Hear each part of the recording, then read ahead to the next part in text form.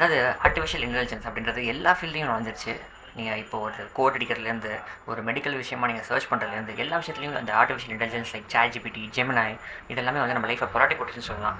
முக்கியமான ஒரு பாதிப்பு வந்து ஒரு ஃபீல்டில் வந்து தாக்கத்தை ஏற்படுத்தியிருக்கு. அது எந்த ஃபீல்டு அப்படின்னு பார்த்தீங்கன்னா டீச்சிங் அப்படின்றது எதுக்காக உருவாக்கப்பட்டுச்சு அப்படின்னா, ஒரு கஷ்டமான சப்ஜெக்ட், ஒரு கஷ்டமான டாபிக் ஒரு ஸ்டூடெண்ட்டுக்கு இருக்குது அமையுது அப்படின்னா, அதை வந்து துல்லியமாக ஈஸியாக எக்ஸ்பிளைன் பண்ணுறதுக்கு ஒரு ஆள் வேணும். அவங்க தான் டீச்சர். ஸோ அந்த டீச்சிங் அப்படின்ற ஒரு ஃபீல்டை இந்த ஆர்டிஃபிஷியல் இன்டெலிஜென்ஸ் எக்கச்சக்கமான வேலை வந்து சேஞ்ச் பண்ணிடுச்சு. இந்த வீடியோவில் நான் வந்து ஒரு 4 வே ஆஃப் டீச்சிங் அதை பற்றி நான் பேசணும்னு நினைக்கிறேன். ஃபர்ஸ்ட் வே, மெடிக்கல் ஃபீல்டே ஒரு எக்ஸாம்பிளாக வச்சு சொல்லணும்னு ஆசைப்பட்றேன். இப்போ நீங்கள் MBBS பண்ணுறீங்க, இல்லை ஒரு PG பண்ணுறீங்க அப்படின்னா, உங்களுக்கு சீனியராக இருக்கவங்க தான் உங்களோட ஃபர்ஸ்ட் டீச்சர், அதாவது ஃபர்ஸ்ட் லெவல் ஆஃப் டீச்சர். அதுக்கு மேலே பார்த்தீங்கன்னா கன்சல்டன்ஸ் இருப்பாங்க, அசிஸ்டன்ட் ப்ரொஃபஸர்ஸ் இருப்பாங்க. இப்படி எக்கச்சக்கமான கிரேட்ஸ் இருக்குது. இன்ஜினியரிங் படிக்கலாம், இல்லை ஆர்ட்ஸ் படிக்கலாம். அந்த ஃபீல்ட்லையும் மோர் ஆர் லெஸ் நான் சொல்கிற போகிற எக்ஸாம்பிள் அப்ளிகபிள் ஆகும்.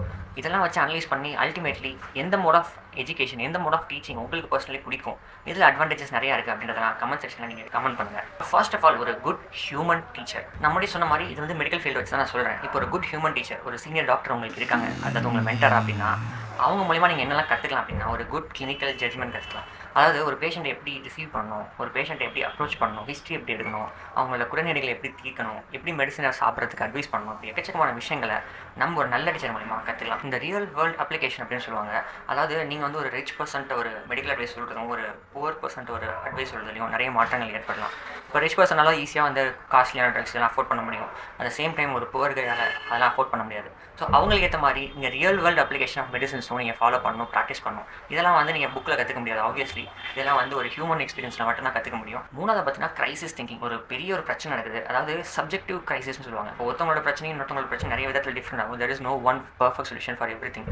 ஸோ அந்த விதத்தில் பார்த்தீங்கன்னா ஒரு குட் ஹியூமன் டீச்சர் அப்படின்றவங்க சூப்பரான ஒரு அட்வைஸை உங்களுக்காக ப்ரொவைட் பண்ணுவாங்க. பர்சனலாகவும் சரி, இப்போ நீங்கள் ஒரு டாக்டராக இருக்கீங்க, இல்லை வேறு ஒரு கோர்ஸில் ஸ்டூடெண்ட்டாக இருக்கீங்க அப்படின்னா, உங்களோட பர்சனல் ஸ்கில்ஸை வச்சு உங்களை ஷேப் பண்ணுறது அந்த டீச்சரால் முடியும். இன்னொரு விதத்தில் பார்த்தீங்கன்னா, உங்களுக்கு வந்து ஒரு பர்ஃபெக்ட் ரோல் மாடலாகவும் அவர் இருப்பார். நீங்கள் அவரை ஃபாலோ பண்ணி அவரை ஃபுட் ஸ்டெப்பாக வச்சு அவர் என்னெல்லாம் நல்ல விஷயம் பண்ணுறாரோ அதெல்லாம் நீங்களும் எக்ஸிக்யூட் பண்ணலாம். ஸோ இந்த விதத்தில் பார்த்தீங்கன்னா good human teacher is very pivotal in every once life. ஆனால் அந்த குட் ஹியூமன் டீச்சரில் ஒரே ஒரு பிரச்சனை இருக்குது. நீங்கள் வந்து ரொம்ப இன் அண்ட் அவுட்டாக ஒரு சப்ஜெக்ட் வந்து கற்றுக்கணும்னு நினச்சிங்கன்னா அவங்களால கற்றுக்க முடியாது. அவங்களோட அவைலபிலிட்டியும் கொஞ்சம் கம்மி தான். 24 ஹவர்ஸும் அவங்க கூட இருந்து நீங்கள் ஒரு விஷயத்தை கற்றுக்க முடியுமா அப்படின்னு கேட்டால் கண்டிப்பாக முடியாது. உங்களோட ஓன் நாலேஜும் நிறைய விஷயத்தில் நீங்கள் அப்ளை பண்ணுற மாதிரி இருக்கும். ஃபுல் அண்ட் ஃபுல் அவங்களே ஸ்பூன் ஃபீட் பண்ணுவாங்க அப்படின்னு நீங்கள் எதிர்பார்க்குறது முற்றிலும் தவறு. அடுத்து நம்ம பார்க்க போகிற விஷயம் டெக்ஸ்ட் புக்ஸ். அதாவது டெக்ஸ்ட் புக்ஸ்ன்றது ஒரு summation of knowledge. Multiple doctors எல்லோரும் சேர்ந்து ஒரு மெடிக்கல் டெக்ஸ்ட் புக் எழுதுவாங்க. அது மூலிமா அவங்களோட நாலேஜை ஒரு ஒன் வே கம்யூனிகேஷனில் அவங்க வந்து ட்ரான்ஸ்ஃபர் பண்ணுறாங்க. ஏன்னா மெடிக்கல் டெக்ஸ்ட் புக்கு ஒரு டெஃபினேஷன் கொடுக்கணும்னா இதான் சிம்பிளான ஒரு டெஃபினேஷனாக இருக்க முடியும். ரிலீஜியஸ் டெக்ஸ்ட் புக்ஸ்லாம் இருக்கு இல்லையா, குரான், பகவத்கீதை, பைபிள் அப்படின்ட்டு.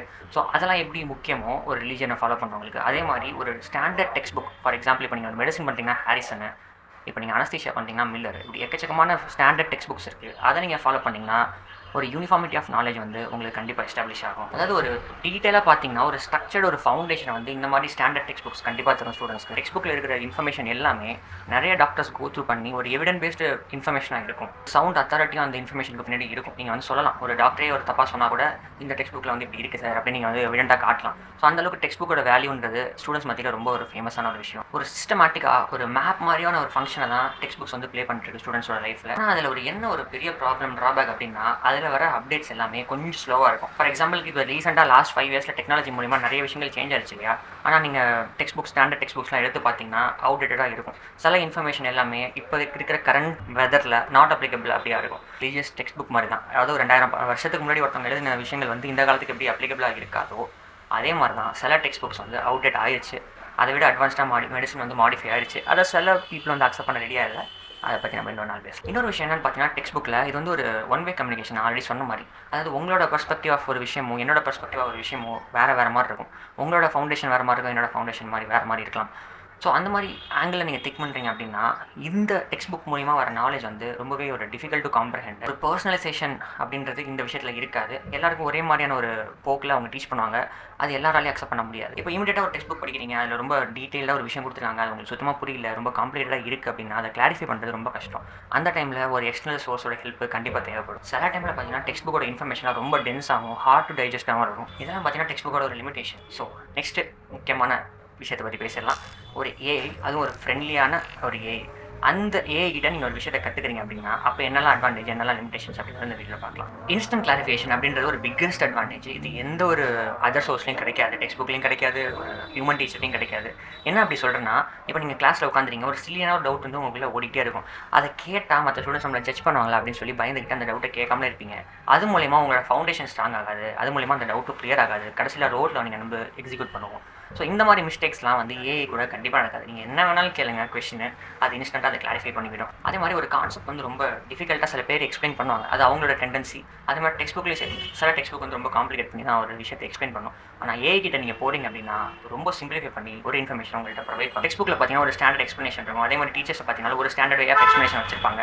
ஆனால் ஏஐ கிட்ட ஒரே விஷயத்தை நீங்கள் வேறு மாதிரி எக்ஸ்பிளைன் பண்ண சொன்னாலும் சூப்பராக அதை எக்ஸ்பிளைன் பண்ணும். 4வது விஷயம் சேஃப் டவுட் ஆஸ்கிங். அதாவது நான் முன்னாடியே சொல்ல மாட்டேன், ஒரு பயம் இல்லாமல் தைரியமாக ஒரு கொஸ்டினை கேட்கலாம் அப்படின்னா அது கண்டிப்பாக ஏஐ மட்டும் தான் கேட்க முடியும். ஆப்வியஸ்லி இந்த சிஸ்டம் வந்து ரொம்ப ஒரு தப்பான சிஸ்டம் தான். ஹியூமன் எஜுகேஷனில் நம்ம வந்து கேட்டால் ஜட்ஜ் பண்ணுறாங்க பீப்புள், நம்மளை வந்து அதர் கொலீக்ஸ் பியர்ஸ்லாம் ஜட்ஜ் பண்ணுறாங்க. இந்த சிஸ்டம் கண்டிப்பாக இருக்கக்கூடாது தான். ஸோ அதனாலையும் சரி இந்த ஒரு ஏரியாவில் ஏஐ வந்து பயங்கரமாக ஸ்கோர் பண்ணுது. லிமிட்டேஷன் அப்படின்னு பார்த்தீங்கன்னா ரியல் வேர்ல்டு எக்ஸ்பீரியன்ஸ் அந்த இடத்துல கண்டிப்பாக கோட்டை விடும். அதனால வந்து எல்லா டைம்லையும் வந்து ஒரு ஸ்ட்ராங்கான ஒரு எவிடன்ஸ் பேஸ்டு நாலேஜை கொடுக்க முடியுமா அப்படின்னு கேட்டால் கண்டிப்பாக கிடையாது. சில எரர்ஸ் வந்து even ChatGPT and other AI platforms கண்டிப்பாக மேக் பண்ணும். இப்படி டாக்டராக இருக்கீங்க அப்படின்னா ஒரு பெட்சைட் கிளினிக்கல் ஜட்மெண்ட் அப்படின்றது ரொம்ப முக்கியம். ஒரு பேஷண்ட்டை பார்க்குறீங்க, பெட்சைடில் நின்று பார்க்குறீங்கன்னா நேரடியாக நீங்கள் அனலைஸ் பண்ணுறதை வந்து ஒரு ஏஐயால் ரிப்ளை பண்ண முடியாது. அந்த ப்ரெசன்ட் கிளைமேட் மேபி ஃபியூச்சரில் அது கூட மாறலாம். லாஸ்ட்டாக ஒன்று சொல்லிடலாம், இந்த ஒரு விஷயம் வந்து எல்லாருமே கோ த்ரூ பண்ணியிருப்பீங்க. ஒரு bad but knowledgeable egoistic teacher. Knowledgeable இல்லையா அது மேட்டர் இல்லை, அந்த ஹியூமனோட கேரக்டர் தான் இதில் மேட்டர். இந்த மாதிரி ஒரு பீப்பிள், ஒரு பேட் ஈகோயிஸ்டிக் பீப்பிள், அவங்ககிட்ட என்ன பிரச்சனை மெயினாக வரும் அப்படின்னு கேட்டிங்கன்னா ஒரு டீச்சிங் அப்படின்றதே ஒரு ஹையர்க்கியாக மாற்றிடுவாங்க. இந்த மாதிரி பீப்பிள் நீ எப்போ என்கிட்ட கொஸ்டின் கேட்கலாம், உன் ரேஞ்ச் என்ன, நான் கன்சல்டன், நான் அசிஸ்டன்ட் ப்ரொஃபஸர், நான் இவ்வளோ பெரிய HOD அப்படின்னு சொல்லி ஒரு ஈகோ ஆட்டோமேட்டிக்காக அவங்களுக்கு ஹிட் ஆகும். It's natural. Like anyone can make mistake. Sometimes அவங்களுக்கு தெரிஞ்சிருக்கலாம், சில சமயம் அவங்க மிஸ்டேக் பண்ணலாம். அதை யாராவது பாயிண்ட் அவுட் பண்ணிட்டாலும் சரி, obviously their ego will get hurt. ஒரு பாயிண்ட்டுக்கு அப்புறம் நீங்கள் டவுட்ஸ் கேட்டாலே நிப்பாட்டிடுவீங்க ஒரு பயத்தில். உங்களுக்கு கிரிட்டிக்கல் திங்கிங் பண்ண விடாமல் இந்த சிஸ்டம் வந்து உங்களை சப்ரஸ் பண்ணும். நியர் ஃபேக்ட்ஸை மட்டும் அவங்கள்ட்ட கற்றுப்பீங்களே தவிர ஒரு இன் அண்ட் அவுட் ஒரு தரவு டிஸ்கஷன், 2-வே கம்யூனிகேஷன் அப்படின்றது கண்டிப்பாக ஆப்சென்ட்டாக இருக்கும். உங்களோட கான்ஃபிடன்ஸை உடைக்கிறதுல அவங்க ரொம்ப பெரிய எக்ஸ்பர்ட்டாக இருப்பாங்க. எப்போல்லாம் சான்ஸ் கிடைக்குதோ அப்போல்லாம் உங்கள் கான்ஃபிடன்ஸை சூப்பராக பிரேக் பண்ணுவாங்க. உங்களோட இண்டிபெண்டன்ட் ரீசனிங் அப்படின்றது கண்டிப்பாக குறையும். உங்களால் சுயமாக சிந்திச்சு சுயமாக ஒரு டிசிஷனை கண்டிப்பாக எடுக்க முடியாமல் போகலாம். ஒரு பாயிண்ட்டில் என்ன ஆகும் அப்படின்னா உங்களுக்கு அந்த சப்ஜெக்ட் மேலே அந்த நாலேஜே போயிடும். இதில் என்னடா இருக்குது ஐயோ அப்படின்ற மாதிரி ஒரு க்யூரியாசிட்டி வந்து மொத்தமாக டிஸ்ட்ராய் ஆகிடும். ஆனால் இதெல்லாம் தாண்டி ஒருத்தவங்க கற்றுக்கணும்னு நினச்சா அந்த ஒரு என்வாயன்மெண்ட்லையும் கற்றுக்கலாம்.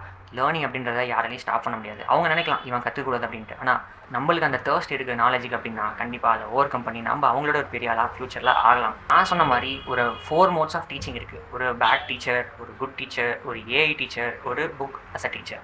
இந்த 4த்துலேயும் நிறைய அட்வான்டேஜ் டிஸ்அட்வான்டேஜ் நம்ம பேசியிருக்கோம். என்னோட கன்க்ளூஷன் ஒன்று இருக்கணும் இல்லையா, அதை மட்டும் நான் சொல்லிடுறேன். அதாவது இதுதான் ஒரு பர்ஃபெக்ட் சொல்யூஷன், இதுதான் பர்ஃபெக்ட் டீச்சர் அப்படின்லாம் எதுவுமே கிடையாது. என்னை பொறுத்த வரைக்கும் ஒரு பர்ஃபெக்ட் மிக்ஸ் ஆஃப் ஒரு ஏஐ ப்ளஸ் ஒரு குட் ஹியூமன் டீச்சர் அப்படின்றது ரொம்ப முக்கியம். ஈவன் இந்த பேட் டீச்சர்ஸ்லாம் நான் சொன்னேன் இல்லையா, அந்த பேட் டீச்சர்லேருந்து நீங்கள் நிறைய விஷயத்தை கற்றுக்கலாம். அது நம்மளோட ஒரு பர்சனல் சாய்ஸ் தான். அவங்ககிட்டேருந்து வந்து ஹியூமன்ஸ் எப்படிலாம் இருப்பாங்க, எப்படிலாம் நம்ம இருக்கக்கூடாது அப்படின்றதெல்லாம் நம்ம சூப்பராக கற்றுக்கலாம். ஆப்வியஸ்லி டெக்ஸ்ட் புக்ஸையும் இந்த ஈக்குவேஷன் நம்ம விட முடியாது. டெக்ஸ்ட் புக்ஸ் தான் வந்து ஸ்டாண்டர்ட்ஸ். சிங்கிள் பெஸ்ட் டீச்சர் யார் அப்படின்னு கேட்டால் சொல்கிறது ரொம்ப கஷ்டம். உங்களுக்கு வந்து ரொம்ப ஒரு பேசிக்கான ஒரு ஃபவுண்டேஷன் வேணும் அப்படின்னா கண்டிப்பாக நீங்கள் டெக்ஸ்ட் புக்கில் தான் ஸ்டார்ட் பண்ணணும். அட் சேம் டைம் ஒரு ஞானம், ஒரு விஸ்டம் வேணும் அப்படின்னா ஒரு குட் ஹியூமன் டச் கண்டிப்பாக இருக்கணும். ஆனால் அட் சேம் டைம் இது ரெண்டுத்துலையுமே நம்மளுக்கு புரியல, நிறைய விஷயங்களில் வந்து கிளாரிட்டி கிடைக்கல அப்படின்னா ஏஐ யூஸ் பண்ணலாம். ஏஐ யூஸ் பண்ணிங்க அப்படின்ட்டா உங்களால் கண்டிப்பாக ஒரு விஷயத்தை இன்னட் அவுட்டாக கிளியராக அண்டர்ஸ்டாண்ட் பண்ணிக்க முடியும். ஸோ நம்ம வந்து லேர்னிங் அப்படின்றத வந்து ஸ்டார்ட் பண்ணுறோம் அப்படின்னா என்ன பண்ணாலும் சரி நம்மளை ஸ்டாப் பண்ணக்கூடாது யாருமே. நம்ம பாட்டுக்கு போயிட்டே இருக்கணும். புதுசாக டீச்சிங் மோட்ஸ் மாறலாம், மெத்தட்ஸ் மாறலாம்.